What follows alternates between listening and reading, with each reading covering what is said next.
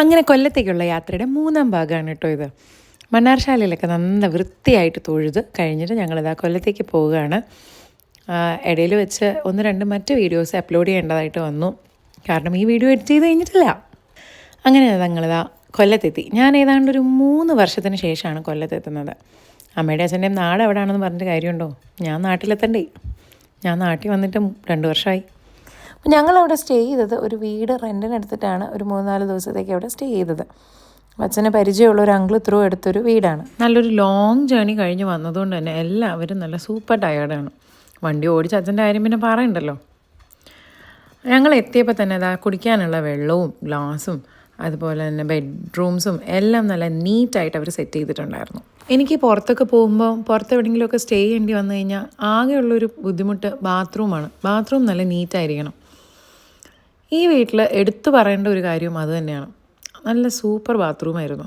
ഈ വീട്ടിൽ 2 bath attached ബെഡ്റൂംസാണുള്ളത്. അപ്പോൾ 2 ബാത്റൂമും നല്ല നീറ്റായിരുന്നു. റൂംസ് ആണെങ്കിലും നല്ല സ്പേഷ്യസ് ആയിട്ട് ഉള്ള റൂംസും ആയിരുന്നു. ഈ സോപ്പ്, ചീപ്പ്, കണ്ണാടി, പൗഡർ അതൊക്കെ അവർ പ്രൊവൈഡ് ചെയ്തിട്ടുണ്ടായിരുന്നു കേട്ടോ.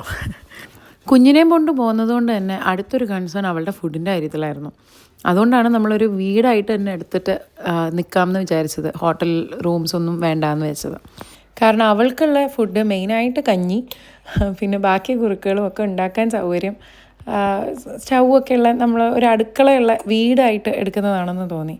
ഒട്ടും തെറ്റിയില്ല. ഈ ഫ്രിഡ്ജും സ്റ്റൗവും ഒക്കെ ഉള്ള ഒരു സ്ഥലം തന്നെ കിട്ടിയത്, പാത്രങ്ങളും ഉണ്ടായിരുന്നു കേട്ടോ, ഉള്ളത് കിട്ടിയത് ഒരുപാട് ഉപകാരമായി.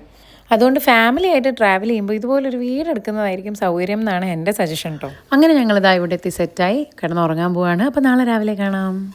അങ്ങനെ ഇതാ വെളുപ്പിനെ തന്നെ കതക് തുറന്ന് ആ പുറത്തെ വ്യൂ ഒന്ന് കാണാൻ വേണ്ടിയിട്ടുള്ള എക്സൈറ്റ്മെൻറ്റിൽ ഞാൻ പോവാണ്. നല്ല അടിപൊളി ലേക്ക് വ്യൂ ആയിരുന്നു. മാത്രമല്ല കാം ആൻഡ് ക്വയറ്റ് പീസായിട്ടുള്ള സ്ഥലം. അതെനിക്ക് ഒരുപാട് ഇഷ്ടമായി കേട്ടോ. ഒരുപാട് ഫ്രണ്ട് മിറ്റമുള്ള ഒരു വീടാണ്. അതുകൊണ്ട് തന്നെ നല്ല നീറ്റായിട്ട് അവരത് മെയിൻറ്റെയിൻ ചെയ്തിട്ടുമുണ്ട്. കുറേ നാളായി ഇങ്ങനെ ഒരു കായൽ ഭംഗിയൊക്കെ ആസ്വദിച്ചിട്ട്. എന്തായാലും അതിനുള്ളൊരവസരം കൊല്ലത്തെത്തിയപ്പോൾ കിട്ടി. ഒരുപാട് സന്തോഷം.